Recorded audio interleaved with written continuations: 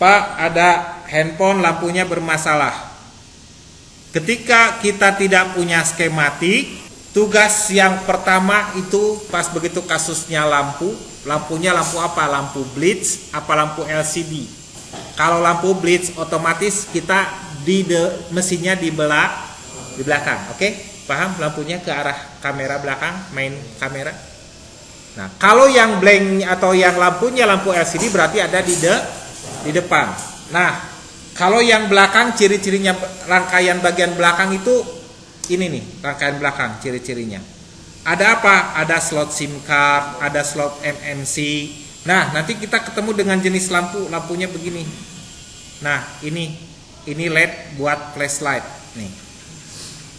Ini lampu LED buat flashlight, sebelahnya kamera. Paham? Nah, kalau untuk rangkaian lampu yang di LCD, inilah bentuknya seperti ini. Kebiasaan rangkaian lampu LED driver adalah ada IC, ada induktor, ada dioda. Itu kenapa saya tadi gambarkan ini.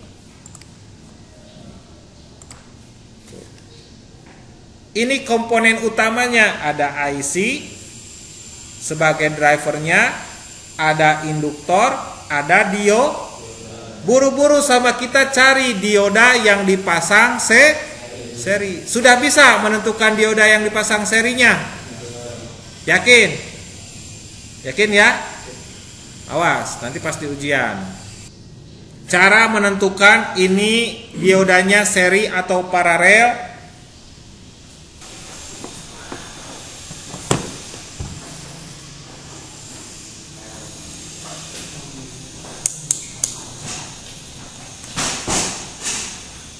Kalibrasi dulu. Sudah tahukah mana yang seri, mana yang paralel? Caranya probe hitamnya ke ground. Biar saya yang praktek lah. Nah, ke ground, ke body. Oke?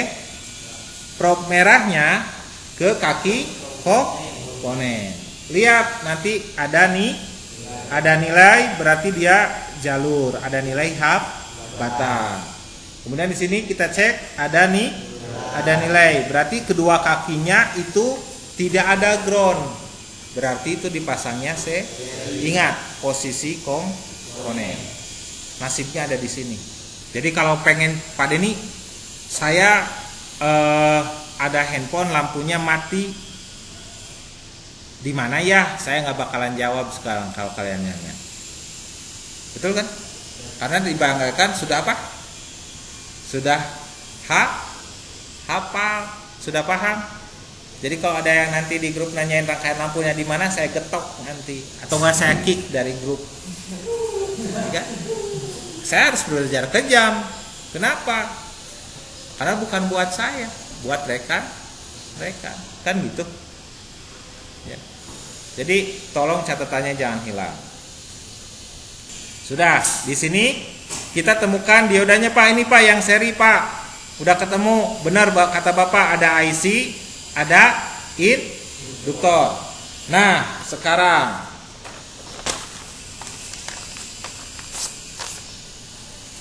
saya gambarkan posisinya. IC begini. Kita lihat 1, 2, 3, 4, 5, 6. Titiknya ada di sini. Masih ingat penomoran kakinya, Kang Rahmat? Kaki 1 mana? Kaki nomor 1 mana? Ada titik. Berputar berlawanan arah jarum jam.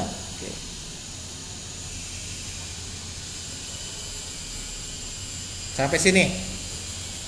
Siapa yang masih bingung? Mana kaki ground? Bisa ditunjukkan mana kaki ground? Bisa nggak? Itu yang rekan-rekan harus cari pertama. Identifikasi kaki IC, groundnya dulu. Kalau tanya, Pak, kalau ini kan kakinya kelihatan, kalau nggak kelihatan bagaimana caranya? Mana kaki groundnya? Gitu kan? Ada caranya. Kalau kaki yang kelihatan kakinya, IC kelihatan kakinya begini, enak, kita langsung bisa tuju. Kalau yang dia pakai IC yang BGA, kakinya di bawah, bagaimana cara menentukan itu ground? Kenapa? Nah, betul. Ya. Ada komponen-komponen sebelahnya. Kalau ada komponen-komponen di sebelahnya, sekitar kaki-kakinya ukur aja komponen yang di sebelahnya itu. Ngerti nggak? Mana yang kakinya itu nanti masuk ke IC pasti punya nilai. Betul nggak? Yang groundnya dari mana? Berarti yang tidak terhubung ke komponen, tapi terhubung ke body. Nah, kalau kita lihat di sini mana yang terhubung ke body kakinya. Nah, caranya bagaimana? Probe hitamnya di ground.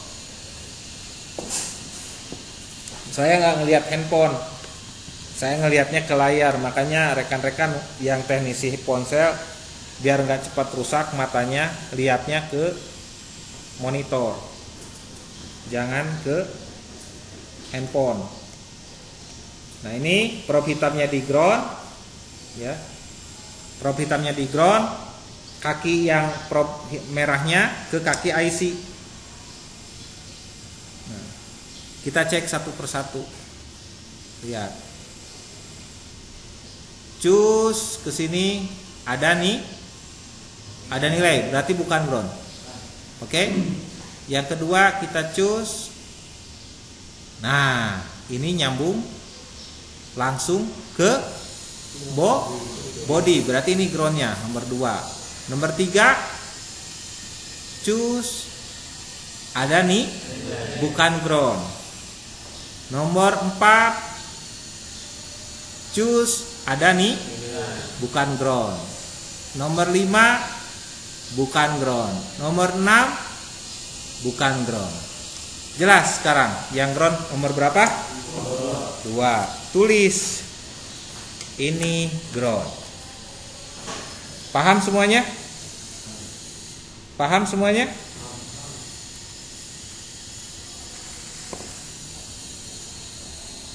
Terus kaki yang lainnya? Lihat yang lainnya, kaki yang lainnya, yang ini.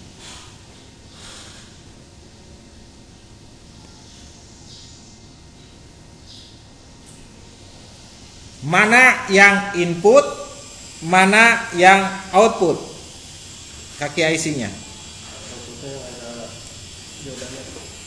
Yang outputnya?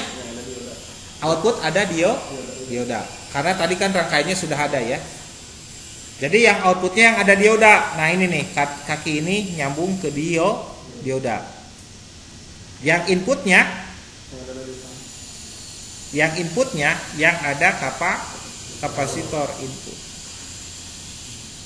Kan tahu dari mana? Tadi kan konsep rangkaiannya sudah dijelaskan tadi dari awal, bahwa outputnya ada dioda. Paham nggak? Inputnya sumber Nah, ketika kita memastikan bahwa kapasitor yang berada ke kaki IC, kapasitor yang berada pada kaki IC, dan kapasitornya dipasang paralel, ya, maka kapasitor itu adalah tempat masuknya tegangan. Bisa pahami nggak? C-nya. Jadi di sini kita bisa lihat, oh ini C-nya kaki IC yang nyambung ke C. Itu berarti kaki IC yang akan ada tegangan. Paham nggak? Ya. Nah, sebagai bukti ini kaki IC-nya ini nyambung ke sumber tegangan, kita bisa ukur. Nah, ini dari kaki IC ini, ya, kaki nomor 1 atau kapasitor ini, cik, nyambung ke jeung konektor baterai. Kita ukur misalkan ke konektor baterainya. Nah, Konektor baterainya sebelah mana? Kita lihat ke kaki kapasitor. Nyambung nggak? Nyambung langsung. Berarti betul kapasitor yang tadi di sini, yang ada di atas ini adalah nyambung dengan konektor baterai. Berarti itu adalah tempat IC-nya untuk jadiin input. Paham nggak sampai di sini? Sebetulnya nggak usah pakai skema juga. Kita kalau sudah di sini settingannya, logikanya sudah kerja, nggak perlu buka skematik. Nanti kalau sudah buntu, kalau ini bingung jalurnya kemana, baru buka skematik. Apa sih sebetulnya isinya skematik? Skematik itu isinya tentang penggabungan komponen dengan komponen, gambar jalur saja. Tapi fungsi dan karakter jalurnya itu dilihat dari pemasangan komponen. Nah ini seperti tadi, kenapa bisa menyimpulkan inputnya di kaki nomor 6? Karena kita lihat di kaki IC ini yang terhubung dengan kapasitornya adalah kaki nomor 6. Itu adalah buat in. Nah, yang ada dioda buat out, plus nanti ada kapasitornya. Betul nggak? Ya. Nah, oke. Ini katanya input, yang ini katanya output yang masuk ke dioda. Oke, saya gambarkan dulu. Yang masuk ke dioda ini output.